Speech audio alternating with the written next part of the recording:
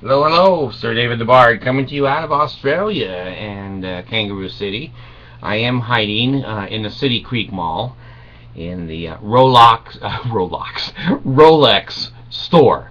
Now, I don't know how many Mormons will come in here and if the Danites will look in the Rolex store, but $5,000 or $6,000 a watch. Who knows how many could come in? Anyway, I'm hiding behind the counter. I wanted to. These are the worst kinds of videos I have to do, and I certainly. And you can go back over 2 years and see. I don't enjoy these videos. There's been another garment failure in the Mormon Church. The magic underwear is supposed to protect people physically and spiritually, and it's becoming more and more obvious it doesn't do either.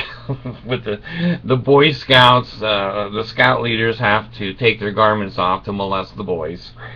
And here's a young missionary in Malaysia. I have a friend, little girlfriend. Not, oh, Jesus. No, I don't have a girlfriend from Malaysia. My daughter has a girlfriend who's an 8th grader from Malaysia, and she speaks Chinese, and she's a very beautiful girl and as cute as can be, and she's told me a little bit about her country and Malaysia. Well, anyway, this young missionary was riding his bicycle home from meeting with people. I assume it was at night.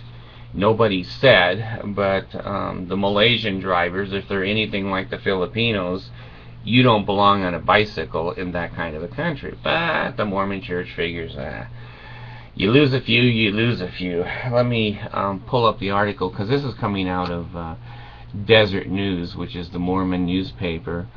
It's current, let's see, August 25th, and it says, Utah missionary dies after being hit by a car.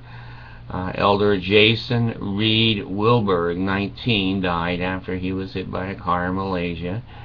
And, here comes the Mormon spin. Here comes the Mormon spin. His parents said the Lord wanted him on the other side to do missionary work.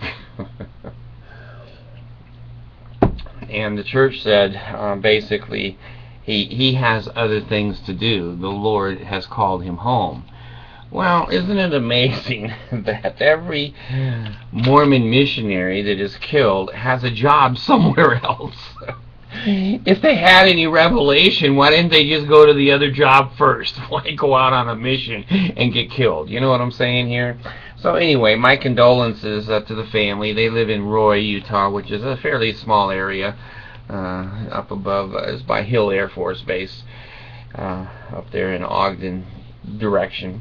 So anyway, my condolences that they've lost a son, but also my I told you so. Don't send your damn kids into third world countries riding a bicycle. In the Philippines, I have some experience over there, a couple of years. You don't ride a bicycle in the Philippines because the drivers use the sides of the road, the middle of the road, and both sides of the shoulders. The white line means absolutely nothing, and you have all kinds of different driving rules. And when you put a young man on a bicycle at night, I think, I'm just bringing that up because many of the cars in the Philippines don't have any headlights, so you can't see anything at night.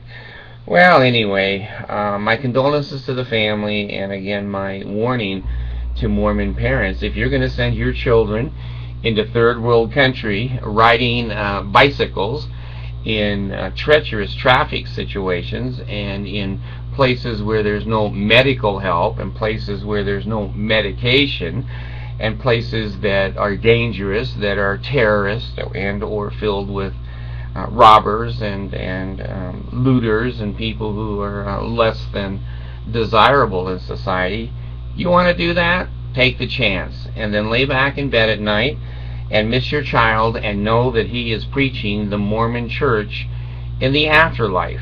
Now, I don't know how many Arabian people or Buddhists or monks he's going to convert, but obviously he wasn't doing well here. He wasn't doing well here.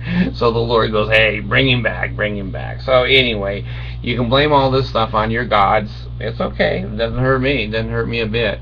But sadness to the family. The Mormon church just brings another one to replace him. It's kind of like Mobots. They just bring him another robot out there to ride a bicycle. If he dies, he dies.